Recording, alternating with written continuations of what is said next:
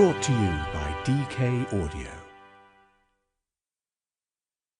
DK Audio presents The Timekeepers, Samurai Saga by S.J. King. Read by Dion Mason. Chapter 1. A Paper Present. Sarah opened the door of her favourite stationery shop. It was just around the corner from her home in Amman, the capital city of Jordan. "Hi, Mr. Khalil," she said to the owner. "Hi, Sarah," he replied. "Have you filled another notebook already? I don't know where you get all your story ideas from." Sarah laughed. "I've been reading poems called haiku, which are from Japan. They're 3 lines long and very beautiful. I want to try writing some myself, so I need a new notebook." "Have fun choosing one," said Mr. Khalil. He carried on stacking a shelf with pens and pencils. The notebooks were displayed on the back wall of the shop. Sarah hurried over and looked at the shelves of colourful covers.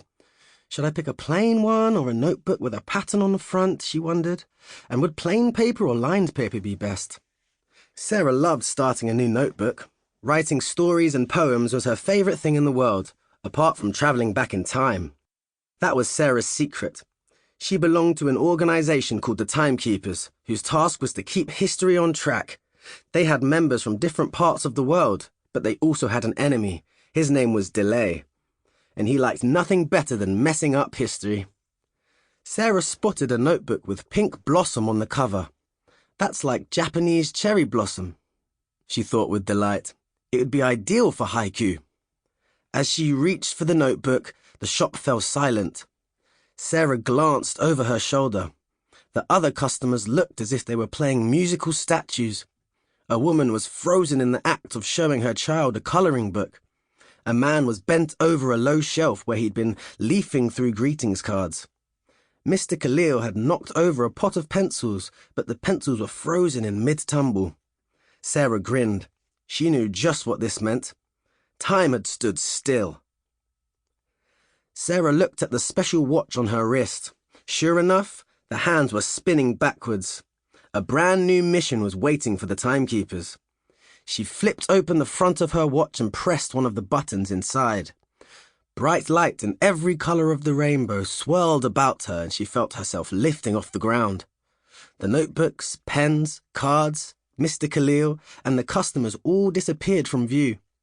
Sarah knew time would stand still while she was away, and no one would ever know she had gone. As the swirling, whirling colours faded, Sarah's feet touched a hard floor and she found herself in a familiar place, the History Hub.